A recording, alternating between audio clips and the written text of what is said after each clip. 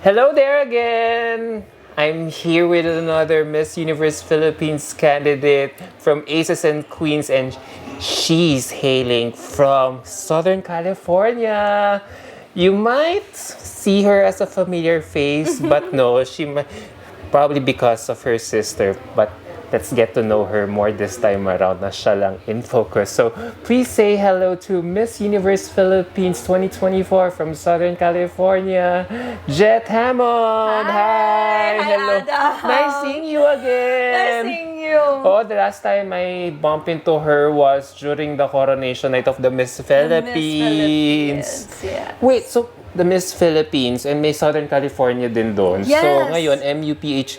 So, ano yun, how were you, sorry hindi ko pa alam to. How were you handpicked for this, how were you handpicked for this title for MUP instead of, kunyari, joining the Miss Philippines instead?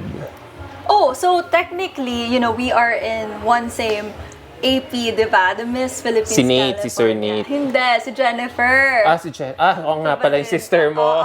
Nate is actually Virginia.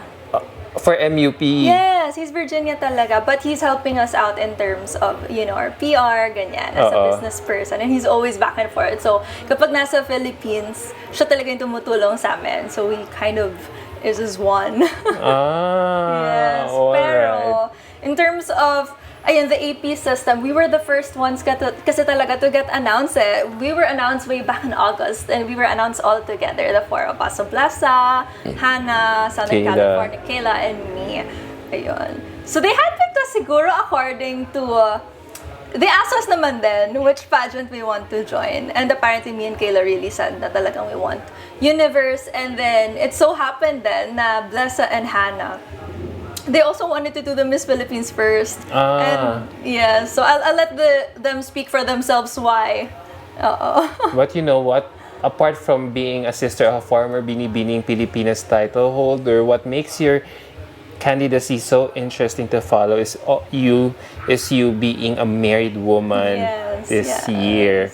So what makes you think what do you think a married woman like you can offer to the table? Well, I would say, Adam, really is being able to not be afraid of, making my own decisions talaga. When I decided to get married, I got engaged, I was only 20. Oh my gosh, I got married at 21 because of the preparation. But I was 20 when I got engaged. So, of course, I just won. Bata mo? Yes, I was really young. Ganun ka na in love. Diba? Sabi nga, diba, when you know talaga. But, yun nga, for me, super dami din, syempre, mixed reactions, di ba? I just won a local pageant in LA noon eh. So parang everyone thought I'm really gonna go through the pageant route, di ba? As I understand where that came from. But also, I knew kung ano yung kailangan ko at that moment. And I knew na parang ready na talaga ako to be with someone. And although sabi nila parang, ay, sayang yung opportunities mo. Ay, mas sayang yung career na pwede ka pa maging Miss Universe tapos sisirain mo lang. All those reactions, of course, syempre, it strike. Pero, I stood by what I feel like is right for me. And really, at that time, and I don't regret any of my decision. I'm still happily married 4 years tomorrow.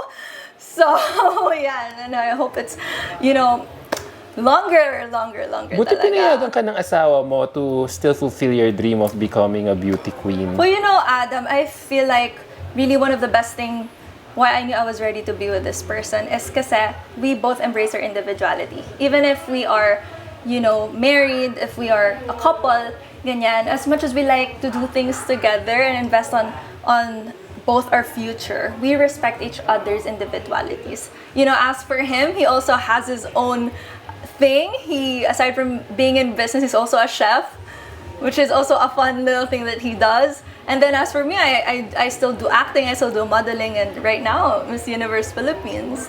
So paano yan? Wait, so nandun siya, I assume, sa Southern California, tas nandito ka ngayon. So he's based there, but since it's our anniversary tomorrow, he's here. Yeah, he's here. He flew back here? He flew back. Oh, paano work niya? He had to kasi, well, honestly... So mag-aano siya, kasama ka niya hanggang dito, hanggang May? Hindi. It wasn't kind of an emergency, travel kasi my dad just passed away. Oh, I'm 2 so weeks sorry to hear ago. that. Okay. But, so he had to fly out talaga to be there for me. So, ayun. Actually, si Ate Jen din was here, but she was only here for, I think, parang 5 days lang, really just for my dad. Yeah. Wow, I'm so sorry to hear about your dad. Yeah. So, sayang din niya na Bawal makita daw tong... mag-thank you pero you know na yun. Yeah. Bawal daw. Pero alam mo ha, it's my first time to meet you and kanina sa press con talagang nararamdaman ko talaga yung gregariousness mo, yung personality mo, litaw na litaw. Have you always been like that? Yun yung na-observe ko sa'yo. Actually, yes. Very loud and very... Oo. Masayahin talaga ako. I'm very bubbly. So, and I'm the bunso. Ayan, funny nga kasi I have 9 siblings. I'm the 10th. I'm the youngest out of it. Ayan, fun fact. Exclusive for Anna! Wow, thank you. Oh, yeah. I have 9 older siblings. So, I remember my dad, kapag ka nagkukwento siya sa mga friends niya, or, just family, he always describe us, no? And then pagdating sa akin, yun, makulit yun, malakas ang trip, gano'n. So, I guess I've always just been, someone talaga na parang light lang, happy lang, gano'n. Ganyan ka talaga ka, Yes. bagay na bagay talaga sa'yo. Kasi syempre pagdating dito sa mga pageants like Miss Universe, kailangan hindi ka lang maganda rumamba, kailangan nag-uumapaw ka rin ng personality. Oh, thank you. Diba? Feeling ko, marami kang ganon. Diba? Parang marami kang facets of personality na willing to share us. Yes. Diba? Yes. So, nakakatuwa. And, kwento mo na naman sa amin. So, kasi last year lang na-implement na pwede na sumali ng married woman. Yes. Sa pageantry, so sa Miss Universe in particular. So, ano ang describe mo yung panahon na nalaman mo sa social media na allowed na ang married women like you to join Miss Universe? Yeah. What were you doing?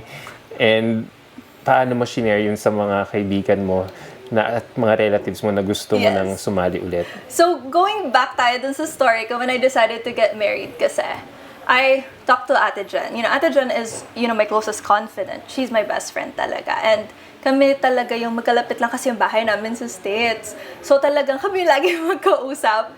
And when I decided to get married, nag-open up ako sa kanya. Sabi ko, Ate Jen, I really want to go through with this. Sabi ko, but people are having, like a different reaction, ganyan. And then she told me, follow your heart. Pageantry is pageantry, but it's more than just a crown to be worthy of being Miss Universe. You are your own Miss Universe, diba?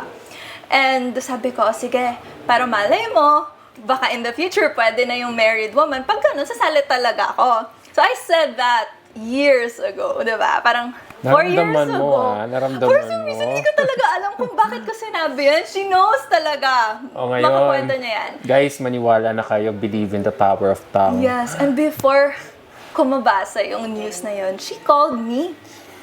So she was the one who told me. Sabi niya, hindi, ganun po siya, pwede na daw yung married woman. Sabi mo, sasali ka, diba? So ganun talaga, parang sabi niya, ikaw nagsabi niyan, ganun. And then ako naman talaga, push. Kasi syempre, it's a dream. And alam mo yung feeling na parang second chance at your dream, diba? Parang I've always knew I wanted to be a Miss Universe Philippines, a Miss Universe.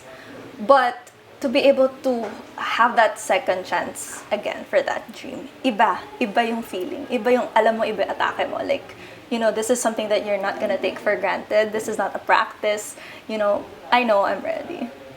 Nice, no? And talagang bumalik ka talaga sa Pilipinas para ipagpatuloy mo yung pangarap na yun. Kasi let's face it, as ito sa Southern California, pwede ka mag-Miss California and route to Miss USA. Pero talagang mas nanaig sa'yo yung pusong Pinoy mo talaga. So, nakakatuwa talaga. So, now that you're here in Miss Universe Philippines, anong aasahan namin sa'yo?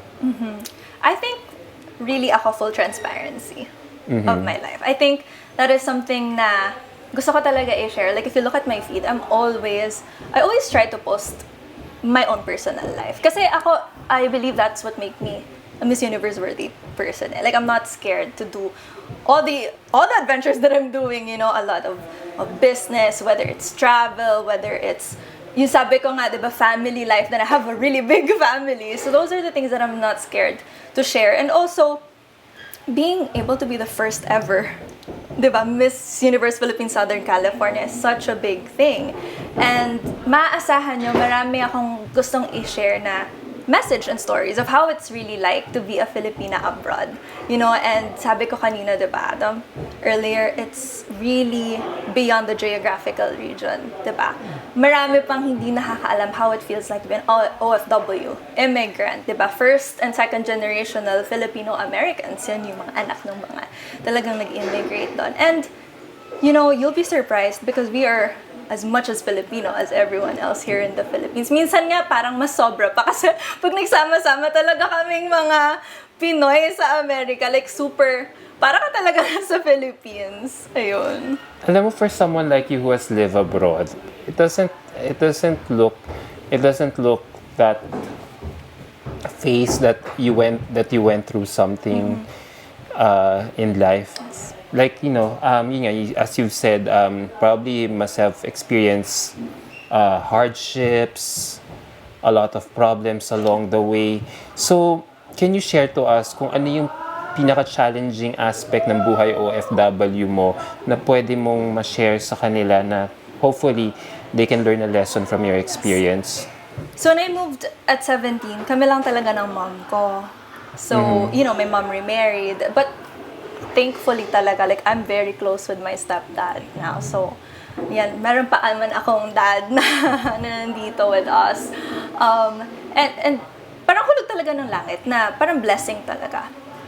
I was 17 and immediately, trabaho. Trabaho talaga. 17, you don't wait, nag-aaral ako, working student ako, multiple jobs. So, minsan kasi mahirap makakuha ng full-time. So, minsan, 3 part-time mo. After mo sa isa, susunod ka. Tapos, I also experienced caregiving And that's why, sabi mo kanina, bakit nasa healthcare ka na ngayon? My mom is a caregiver because she wasn't, for longest time in the Philippines, she didn't work. Then when she got there, gusto niya talaga magtrabaho for her family. She was a caregiver. And minsan, sasabihin niya, may night shift kami, parang, gusto mo ba matuto? Gusto mo rin? And as a Pinoy, kahit diba? Pagka talagang gusto mong mag-succeed, kahit anong trabaho yan, at an early age talagang, like, matututo talaga ako. And I remember, papasok ako sa umaga, pasok ako dry cleaners, sa dry cleaning. And then, meron din ako sa mga, parang mall, parang stocker, ganyan, 99 cent store, lifting boxes din. Very active ang work ko. Hindi ako parang office agad, ganyan. And then at night, nakakapag-aral ako pag nagki-caregive ako kasi tulog lang naman yung patient mo, check mo lang every now and then. So I was able to do my homeworks, ganun. So, ganun talaga yung pinagdaanan ko.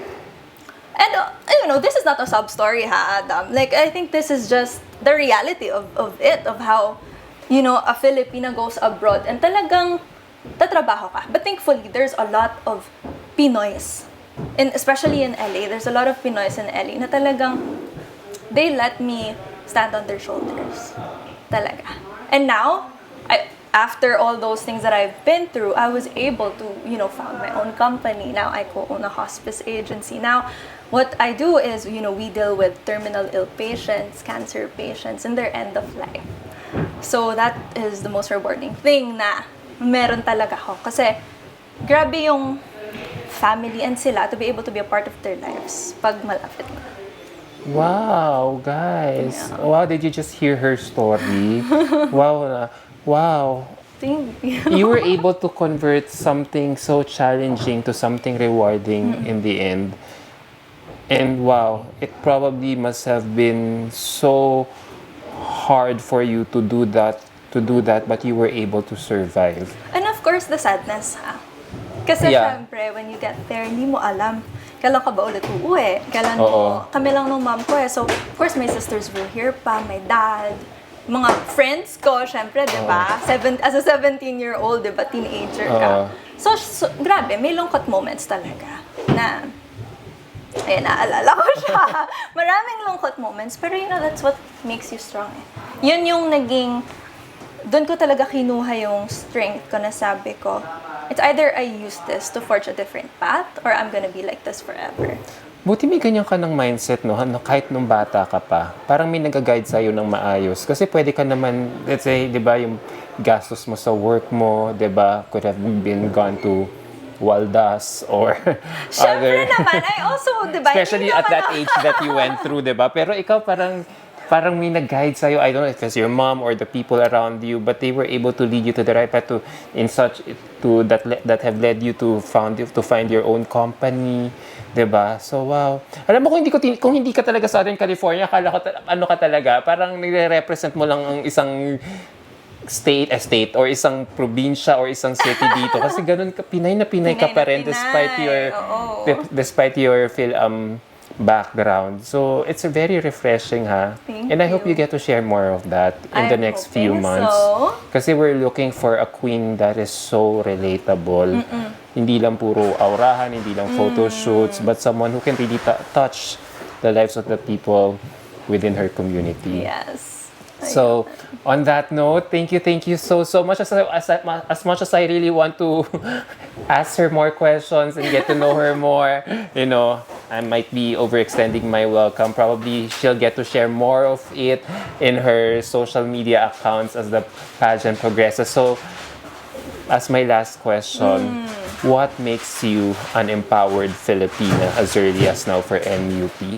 An empowered Filipina, I believe all my experiences that I've had to go through, you know, as an immigrant, as a married woman, as a businesswoman in the USA, you know, I was able to grab a space for myself and represent a lot of, you know, young Filipino women. To be able to have, you know, that business there is something that I'm very, very proud of. And that empowers me. You know, it tells me that a Filipina can do anything she wants, no matter where she at in this universe. It doesn't have to be in the Philippines. You could be wherever. And as for me, in the United States, I was able to really take hold of my own future and have a career of my own. And hopefully that's something na makaka-inspire talaga sa maraming dreamers na Pinay din. Yan. Grabe ko. Talakera. Wala pang prelims, pero ramdam na ramdam ko na yung gigil niya. So, thank you so much. you. Again, it's been such a wonderful time Thank you getting so to know you. much. Send my regards to your ate, I to will. your husband, and I can't wait for what you have in store for us this coming MUP. Take Thank care, you. guys. Thanks for tuning in. Bye.